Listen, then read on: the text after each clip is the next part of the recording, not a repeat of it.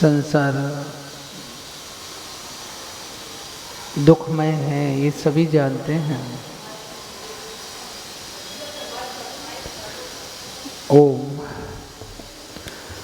संसार में दुख ही दुख है। इस दुख को अपन लोग जान भी रहे हैं, महसूस भी कर रहे हैं,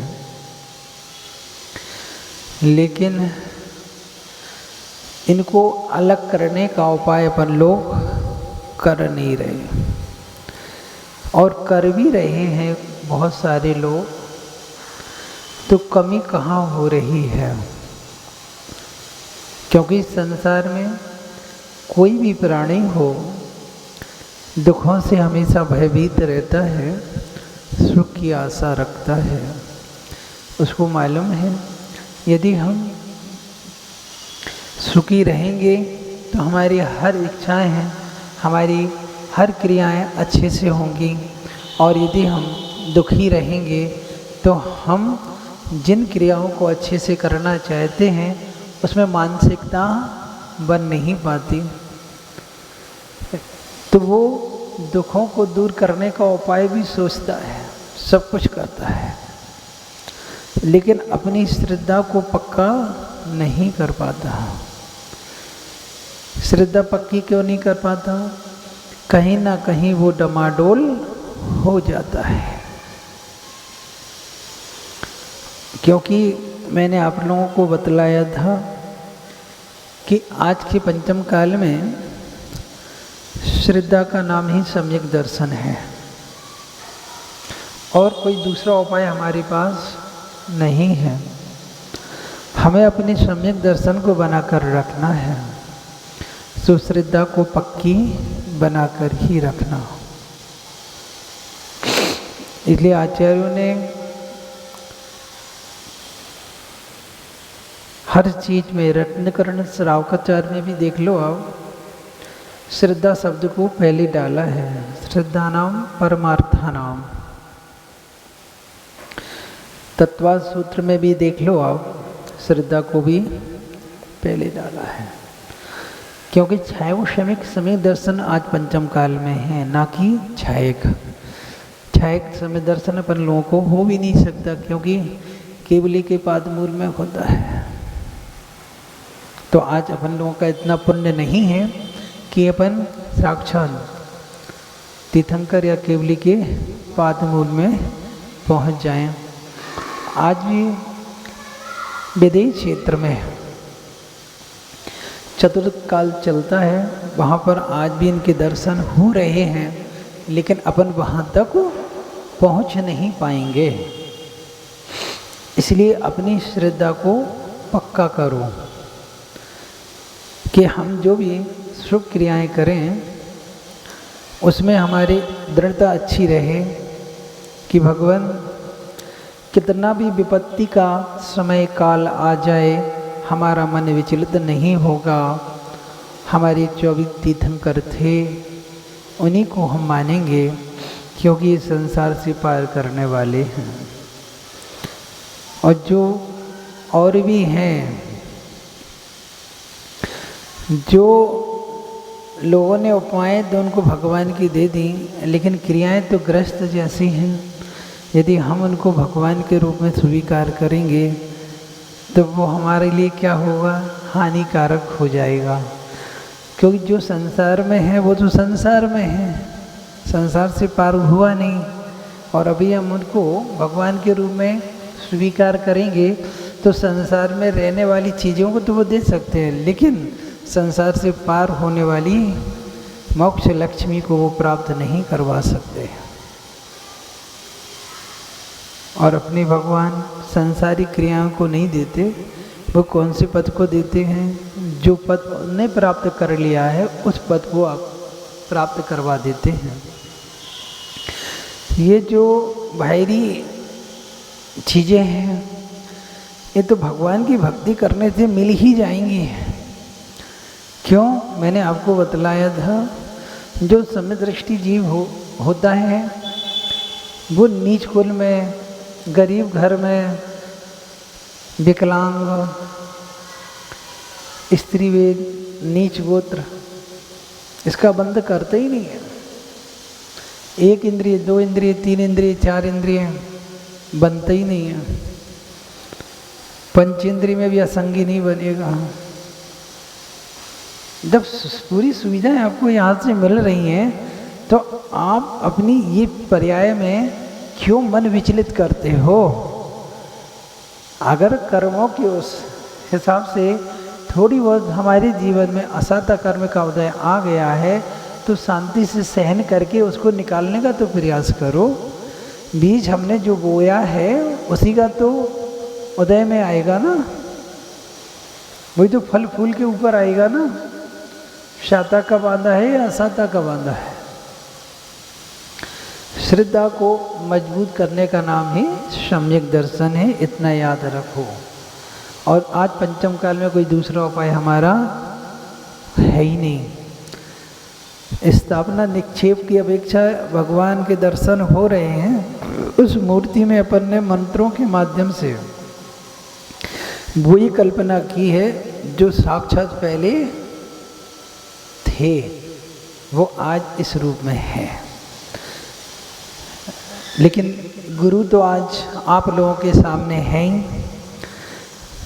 उनकी आप श्रद्धा भक्ति से अपने कर्मों का निजरा का कारण बना सकते हो।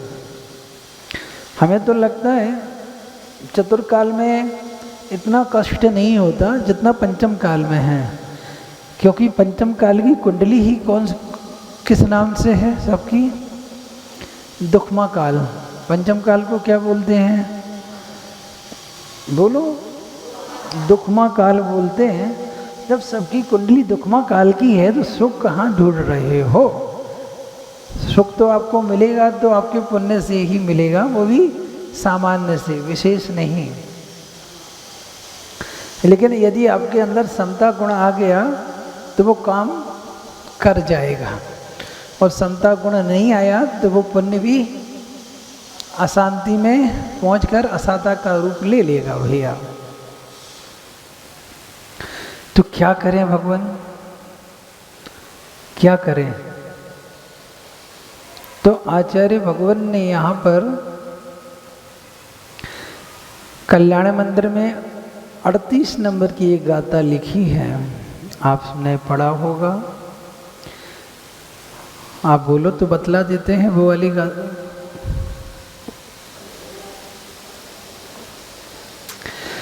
आकर्णितोपि महितोपि निरीक्षितोपि नूनं न चेतसि मया वृद्धितोषि भक्त्या जातोऽस्मि तेन जन्यवानुभवो दुःखपात्रं यस्मात् क्रियापि फलन्ति न भावशून्या।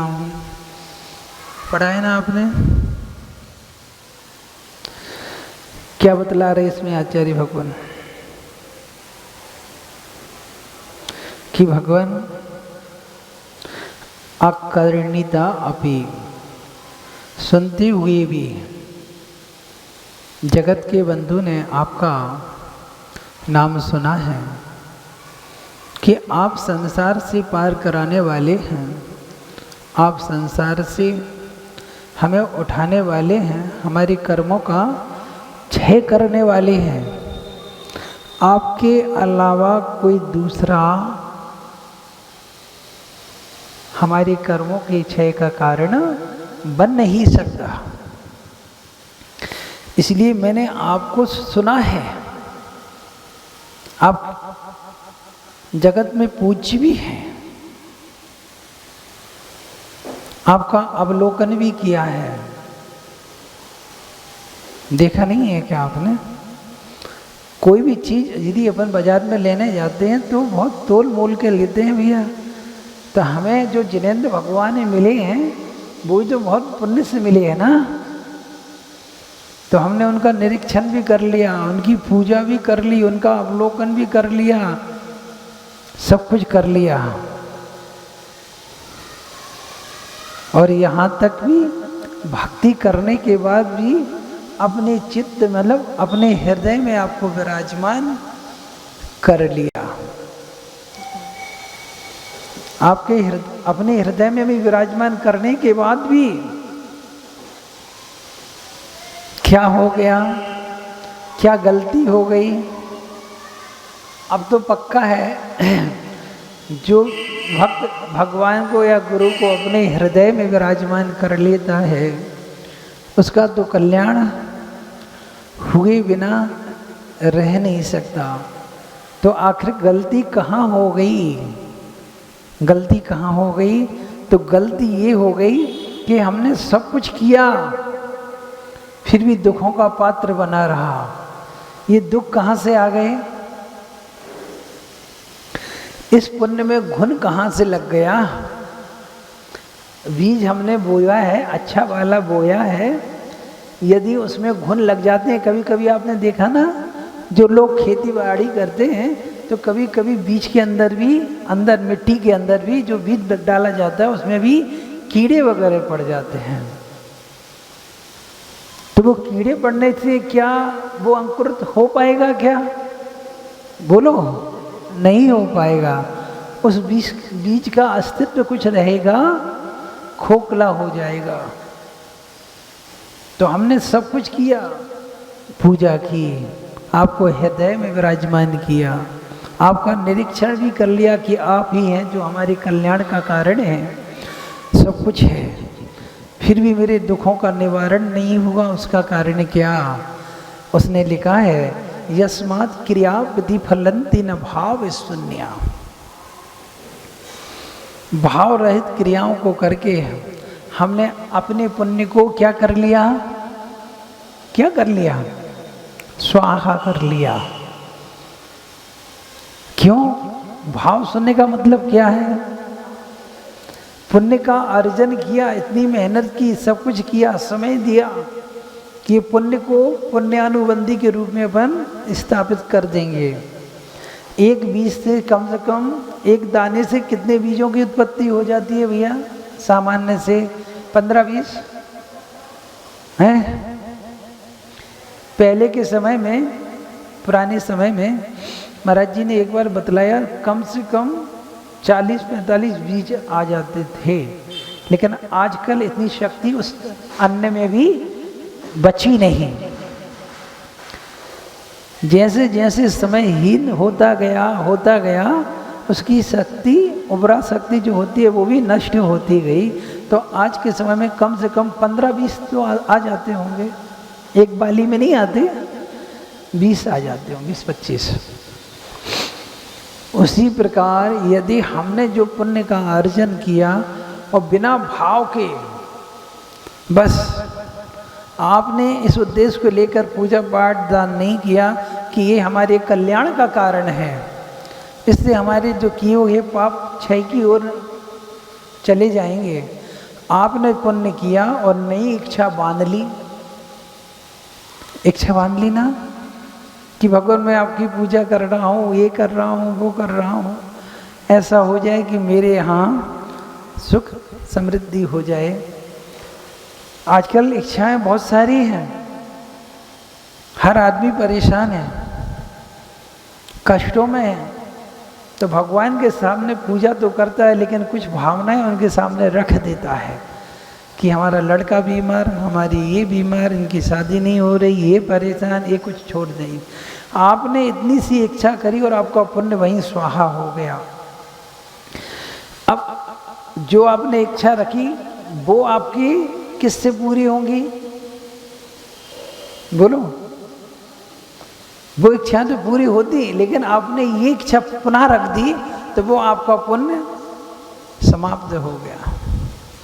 इसलिए तो देखते हैं अपन कि अपन के लिए औदारिक शरीर मिला है, इसमें बालपन भी है, युवावस्था भी है और बुढ़ापा भी है।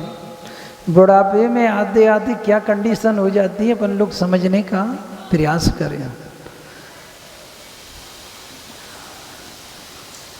अच्छी पहली बात तो बुढ़ापा ही एक बीमारी है, नहीं रखा, बुढ़ापे को रखा है एक बीमारी के रूप में। क्यों रखा? क्योंकि इसमें इंद्रियां भी शिथिल हो जाती हैं, प्रमाद की मात्रा ज़्यादा आ जाती है। बहुत कष्टों का सामना करना पड़ता है, हाथ पैर चलते नहीं और आशा दूसरों पर लगी रहती है, और कोई हमारी इच्छा को पूरा ना करे तो हमें संक्लेश भी होता है, पुनः असाता के रूप में वो बनता जाता है, बहुत संक्लेश होता है। इसलिए आचार्य भगवान ने कहा था कि कम से कम हम अपनी जो क्रियाएं करते हैं इतनी विशुद्ध भाव से करें, इतनी पवित्र भाव से करें कि भगवान जब भी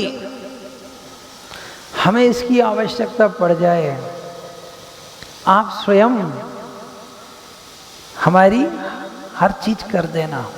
लेकिन मैं इच्छा नहीं रखूंगा, इच्छा को मूर्छा कहा है और मूर्छा को परिग्रह कहा है। इच्छा रख दी ना आपने, इच्छा से आपका काम नहीं होने वाला भैया, पक्का है।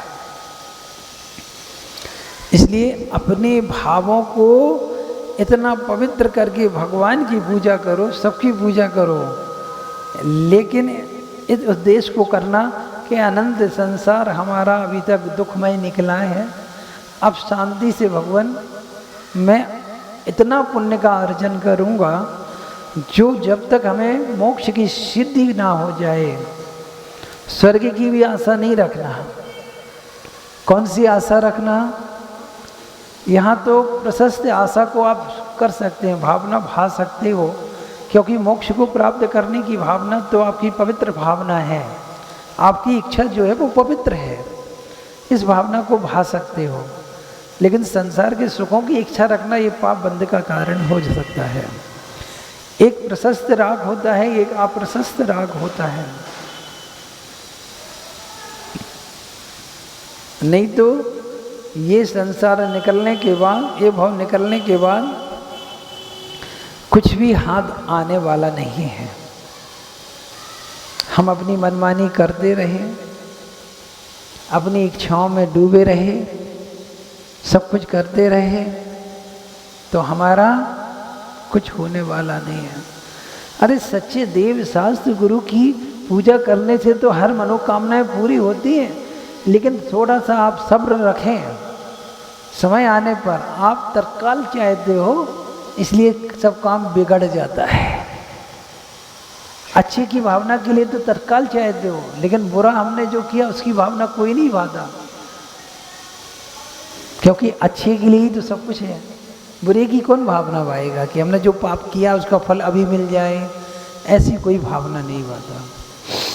इसलिए ये प्राणी इच्छाओं के कारण से अनंत संसार में भटक रहा है और भटकता रहेगा। ये तो पुण्य के योग से कुछ समय हमें अच्छी गति में, अच्छी पर्याय में ठहरने के लिए मिल गया है। यहाँ कुछ करना था ही नहीं, कुछ नहीं करना था। यहाँ आगे तो धर्म ध्यान में लग के अपना कल्याण की ही भूमिका बनानी थी, लेकिन ऐसी संगति मिली कि हम विपरीत चले गए। क्योंकि स्वधर्मेंद्र भी आप लोग देखते हो, वो भी भावना भाता है। कौन सी भावना भाता है? कि भगवान एक बार मुझे मनुष्य पर्याय मिल जाए। 12 भावना में भाते हो, नहीं भाते हो? पढ़ते हो आप लोग? कौन सी भावना भाता है? कि एक बार मुझे मनुष्य पर्याय मिल जाए, उच्च कुल मिल जाए, अच्छी संगति मिल जाए, फिर नहीं भटकूंगा, फिर नहीं भटकूंगा, पक्का है, अपना ही कल्याण की भूमिका बनाऊंगा। लेकिन अपन के पास तो वो मनुष्य पर्याय मिल गई, वो तो भावना ही भा रहा है, अपन को मिल चुकी है। जितनी सरलता से मिली है उतनी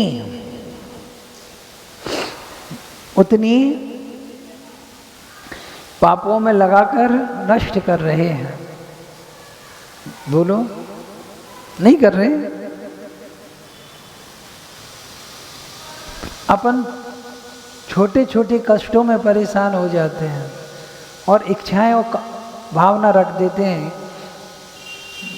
कष्ट क्या होते हैं? इस पर्याय में तो इतने आप लोगों को देखने नहीं मिलते। यहाँ तो अपनी इच्छाओं के ही कष्ट हैं कि उनने हमारी बात नहीं मानी, उनने ये नहीं किया, उनने वो नहीं किया, ये करते हैं, इतना तो कष्ट है, स्वार्थ का वाला कष्ट है। कष्ट क्या होते हैं यहाँ से जाने के बाद मालूम चलेगा। एक छोटी सी घटना हमें याद आ रही है, वो आपको बतलाना चाहते हैं कि कष्टों का जब सामना करना पड़ता है तो कितनी वेदना होती है, कितना संक्लेश होता है। कष्ट कहते किसको हैं? सुनो, घटना है जबलपुर की।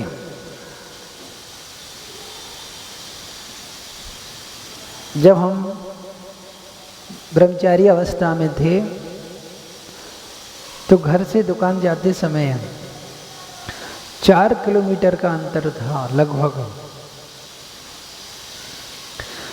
तो कभी अधिकांश 20 दिन तो पैदल ही जाना अच्छा लगता था, क्योंकि आहार के बाद 100 किलोमीटर 100 कदम चलना अनिवार्य होता है, जिससे पाचन क्रिया अच्छी हो जाती है।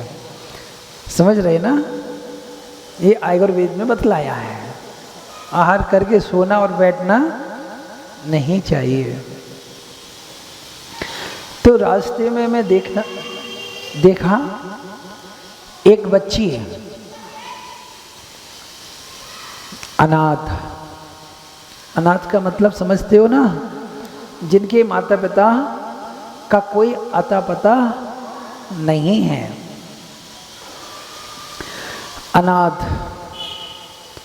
हाथ कटे हुए हैं, दोनों हाथ कटे हैं, और इतना ही नहीं,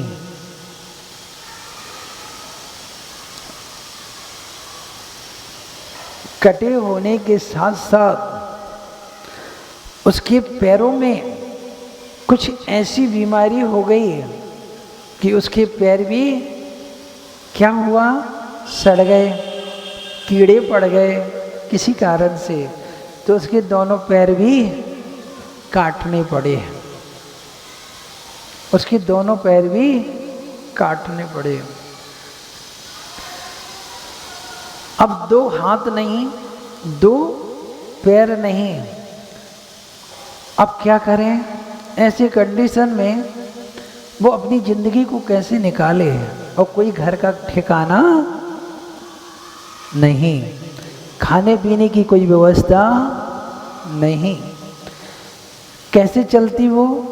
तो आपने देखा होगा बहुत लोग जो लूले लंगड़े होते हैं, चल नहीं पाते, तो लकड़ी की कोई बाकर टाइप की बना देते हैं, नीचे चक्का लगा देते हैं, तो उसके आधार पर वो अपना निर्वाह कर लेते हैं यहाँ से वहाँ।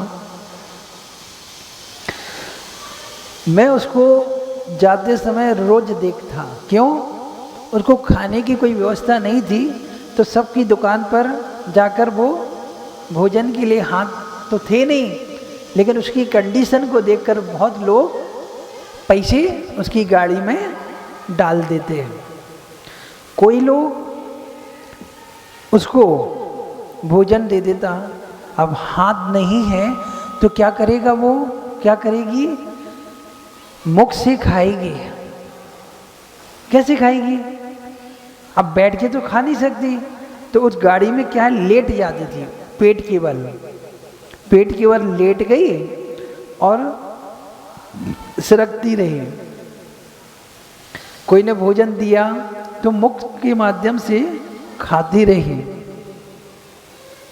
और अपना जीवन निर्वाह करती रही। अब ये भी विचार करो, अब उसका कभी निष्कासन मतलब करना है, कुछ भी करना है, कौन करेगा? कौन करता होगा? कौन करता होगा बोलो? रोज वो हमारे सामने से निकलती, दुकान पे बैठे, उसको देखते इतनी करुणा के भाव आते हैं कि कौन से कर्म का उदय इसका आ गया, कौन से पाप कर्म का उदय आ गया, आखिर इसने कौन सा पाप कर लिया जो इतनी विषम परिस्थिति में ये अपना निर्वाह कर रही है। मरने की इच्छा भी रखती है लेकिन मरे भी नहीं, कैसे मरे बोलो? कहाँ रुकना, कैसे खाना, कैसे निर्वाह करना। अपन तो अपने स्वार्थ के लिए रो रहे हैं लेकिन वो तो अपना काम कर रही है। मैं बोल दूँ उसको देख के ही हमारे मन में ये हो गया, भैया कल हमारे भी ऐसी कंडीशन ना हो जाए, कोई संसार में पाप की प्रवृत्ति बहुत है और हम यदि इनकी संगति में आ गए, संसार की गलत संगति में, तो कल ये दुर्दशा इसकी नहीं है, ये मेरी है। क्योंकि पर को देखकर अपने भाव लगा लेने से आपको वैराग्य उत्पन्न होता है। सम्यक प्रथम भाव आना चाहिए आपके अंदर, इसको देखकर तो आएगा। संसार की दुर्दशा को देखकर तो आपके अंदर वैराग्य आएगा ना, नहीं तो कैसे आएगा आपको? इतने कष्ट में है। एक बार वो हमारी दुकान के सामने से निकली, मैंने उससे पूछा कि आप इतने कष्ट में रहने के बाद भी कैसे सहन कर लेते हो? तो उसने कहा अब कोई ऑप्शन नहीं है,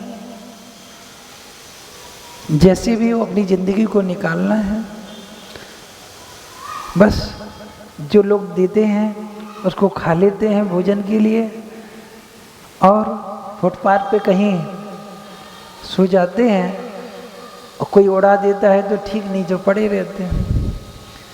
एक जेंट्स से हो तो फिर भी चल जाए, ये फिर भी उनको नहीं चलेगा, फिर भी एक लेडीज होने के बाद कितना कष्ट होता होगा, कल्पना करो, कल्पना के बाहर है। आज अपन सभी लोग शांति से बैठे हैं, धर्म ध्यान कर रहे हैं। कितने जीव हैं जो ऐसी परेशानियों का सामना करके अपना निर्वाह कर रहे हैं। इसलिए आचार्यों ने कहा ज़्यादा मत इतराओ। क्यों? ये ज़िंदगी लीज पर मिली है अपन के लिए, कुछ समय के लिए। परमानेंट रजिस्ट्री मत करवाओ कि हम हमेशा रहेंगे। आयु खत्म होगी, हमारा काम तमाम हो जाएगा। आपके द्वारा कमाया हुआ पुण्य पाप की लीलाएं चलती रहेंगी। सुख दुख का जो अनुभव होगा वो किसके कारण से होगा? जो हमने कमा कर रखा है। बहुत विषम परिस्थितियां हैं भैया।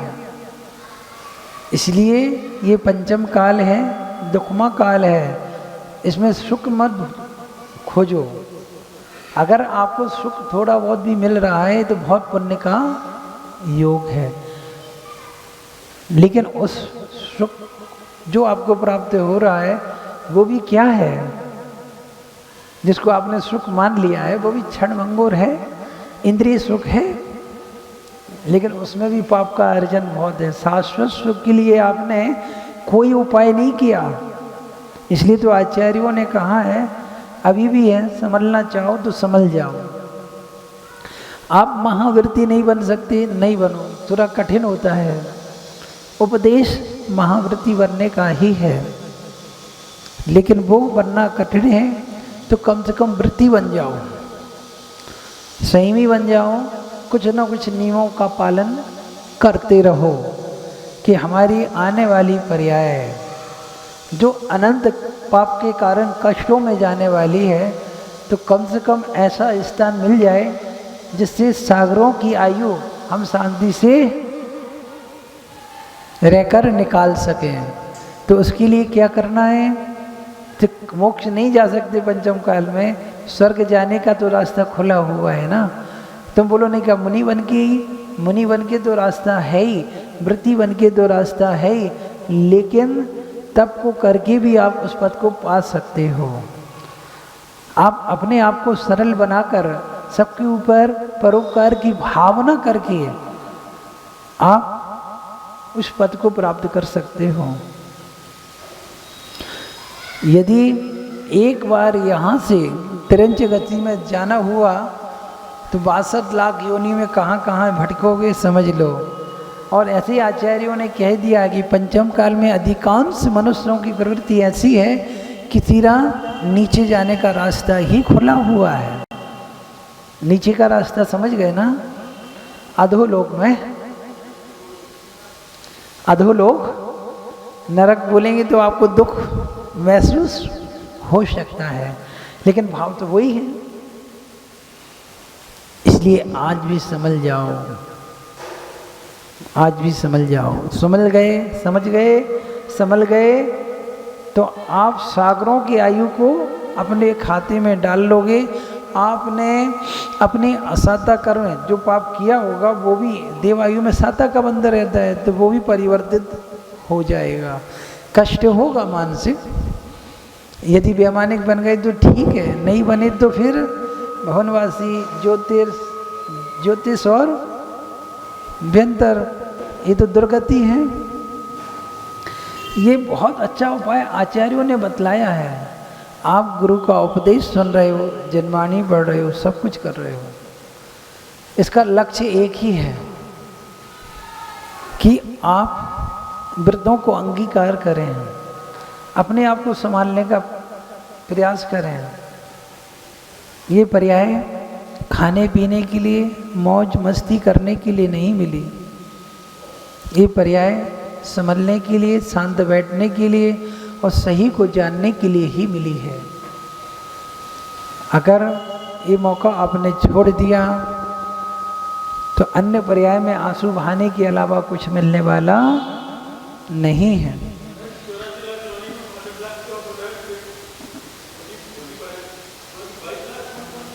कौन सी? देखो 62 लाख योनियां तिरंचों की हैं, 14 लाख योनियां मनुष्य की हैं, 4 लाख नारकी की हैं और 4 लाख देवायु। बोलो कितनी हो गई? पक्का 84 हो गई। इसके भेद भी यदि आपको पता करना है कि 62 लाख योनियां कौन कौन सी हैं, तो आप हमसे डिटेल में ऊपर आके पूछ सकते हो, बतला देंगे। और ये कोई नया विषय नहीं है, अपन इन सब पर्यायों में जा चुके हैं, क्योंकि अपन अनादिकाल से भटक रहे हैं और आज भी यदि संभले नहीं तो भटक जाएंगे। इसलिए तो कहा ये मनुष्य पर्याय संभलने के लिए मिली है, त्राने के लिए मिली नहीं। किसी ने अच्छा लिखा है,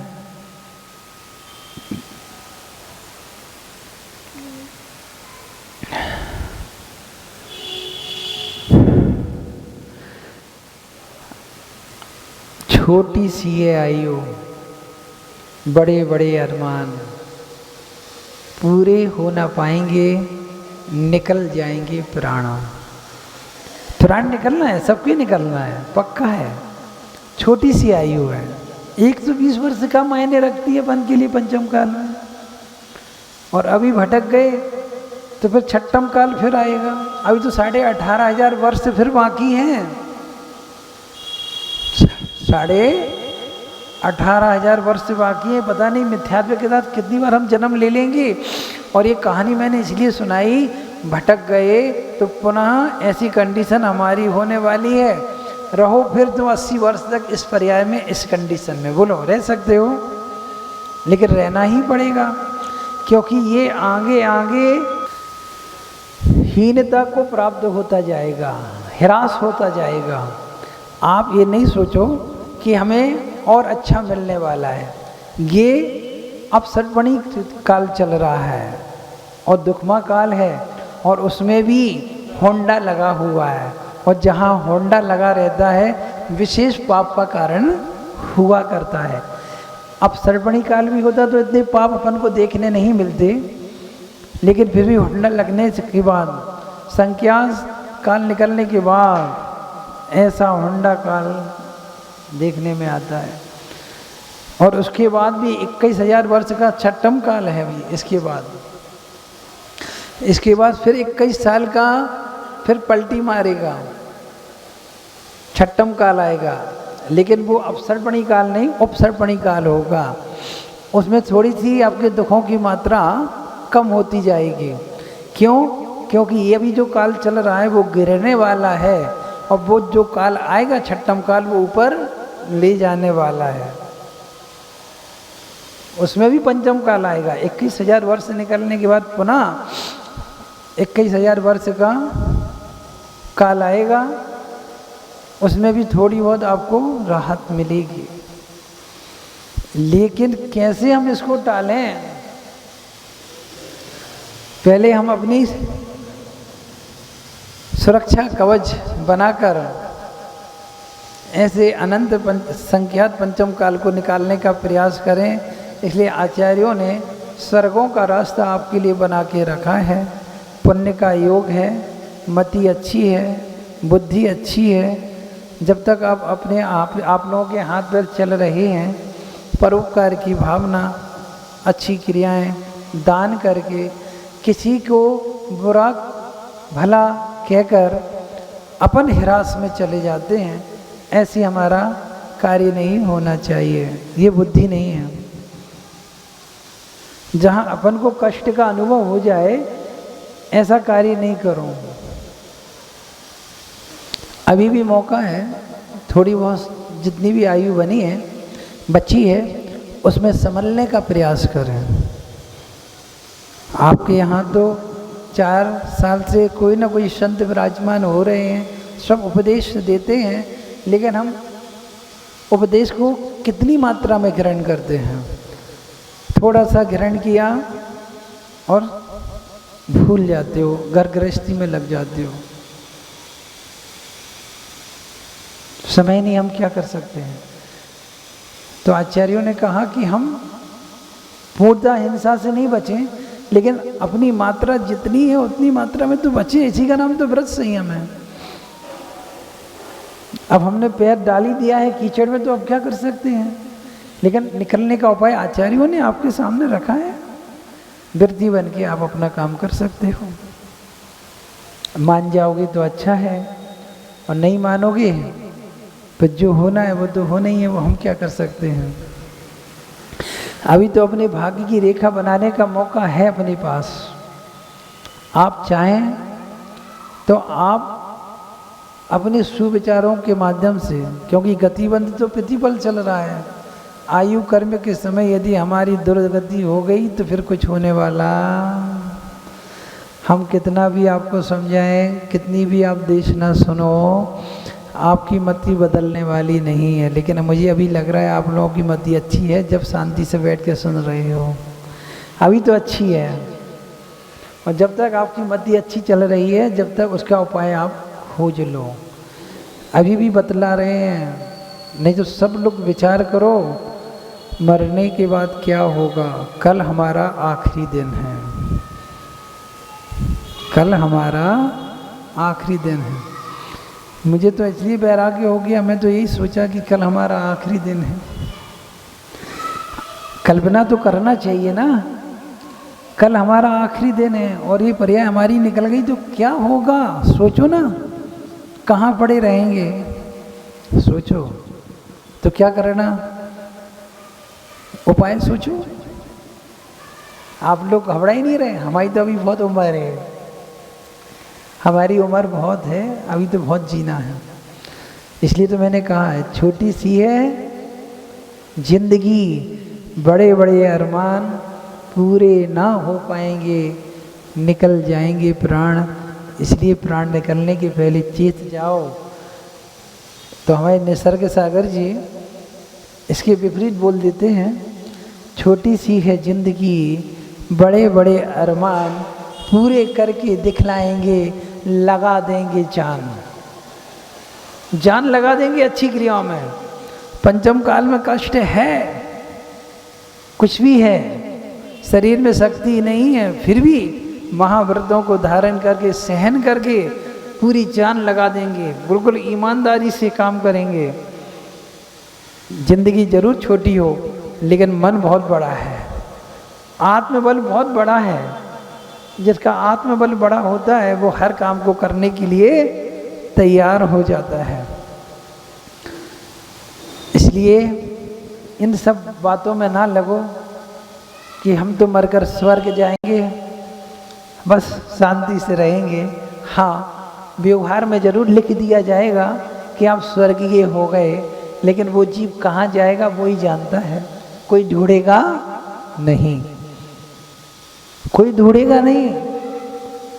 इसलिए वाकई में उनका लिखा हुआ सही हो जाए तो कुछ करके दिखलाओ कि आपके लिए जो स्वर्गीय लिखा गया है वो वाकई में सही हो जाए, और जो अन्य लिखा है वो भी स्वर्ग में आकर हमें देख लें।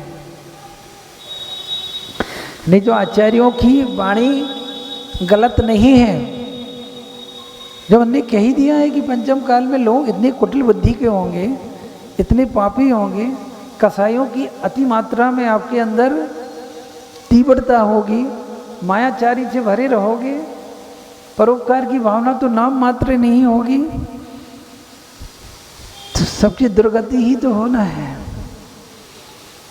नरक के दरवाजे पूरे खुले हुए हैं। अधिकांश मतलब 50% से ज़्यादा संख्या नीचे जाने वाली है। हमारा नाम नीचे जाने में ना हो, ऊपर जाने में हो जाए, फिर वहाँ अपन को अपने गुरुदेव के भी दर्शन हो जाएंगे जो करना चाहते हैं, क्योंकि वहाँ बुद्धि ज्ञान होता है, मालूम चल ही जाता है। और जो नहीं करना चाहते हैं तो कोई बात ही नहीं, वो इस रूप में नहीं मिलेंगे, मिलेंगे दूसरे रूप में, लेकिन जानकारी तो हो जाएगी। यदि आप लोगों की भावना है तो अच्छे काम करना, व्रतों को धारण करना चालू कर दो, मनमानी करना छोड़ दो। जो मनमानी करता है मान की पुष्टि करता है, और मान की पुष्टि करके रावण जैसी बुद्धि भी खराब हो जाती है। तो हम कौन खेत की मूली हैं, समझने का प्रयास करें। ये हमारी अशुभ लेस्याएँ, हमारी 4 कसाएँ, हमारा 5 पाप, ये गर्त में ले जाने वाला है। और हम सभी लोग प्रचुर मात्रा में इसमें प्रवेश हैं।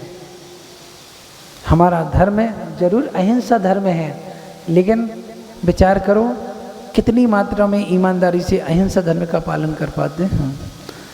जितनी जोश में हम बोलते हैं अहिंसा परमो धर्म की जय, क्या उतनी जोश में क्या हम अहिंसा धर्म का पालन कर पाते हैं? क्योंकि पूरी जड़ अहिंसा के ऊपर ही टिकी हुई है। पूरा व्रत अहिंसा के ऊपर ही टिका हुआ है। जहाँ हिंसा होगी वहाँ आपका 3 काल में भला हो नहीं पाएगा। जहाँ जीवों को वेदना होती है वो अहिंसा धर्म तो है ही नहीं, कहीं से कुछ नहीं है। इसलिए अभी भी समझने का प्रयास करें।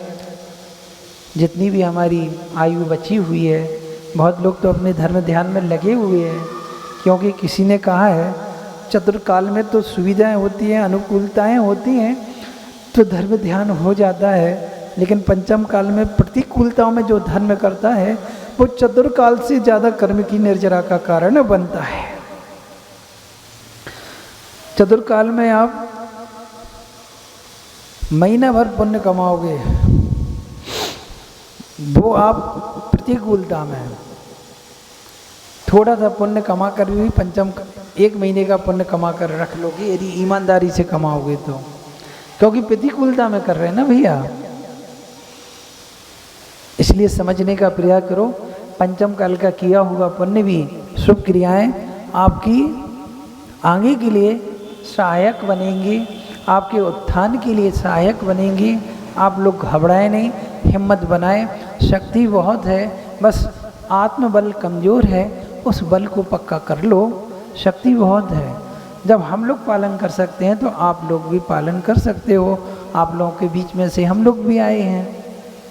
कष्ट आपके हुए हैं, हमें भी हैं, क्योंकि असाता वेदनी आपके साथ भी लगा है, मेरे साथ भी लगा है। ऐसा नहीं कि हमारा असाता वेदनी कर्म का कर्म निकल गया हो, अभी नहीं निकला। हाँ, नवीन कर्म का बंध नहीं होगा, लेकिन जो कर्म बांधे हैं उसका उदय तो आ सकता है। उदय तो चल रहा है, आ सकता है। कभी भी कोई भी परेशानी आ सकती है। आपने नहीं देखा इतने महान साधक अपने आचार्य भगवान, उनसे बड़ा कोई है क्या पुण्यशाली? जब उनको असाधा कर्म का उदय आ गया लेकिन शांति से सहन कर लिया, काम हो गया। तो क्या हम बच जाएंगे या सादा कर्म से? नहीं बचेंगे ना। अपन ये सोचते हैं कि जो परेशानी आई बस उसका समाधान हो जाए फिर हम अच्छे हो जाएंगे। अरे उसके पीछे दूसरी बैठी है भैया, तीसरी बैठी है। हम कौन निर्विकल्प हैं? समझने का प्रयास करें और अपने आप को संभालने का प्रयास करें।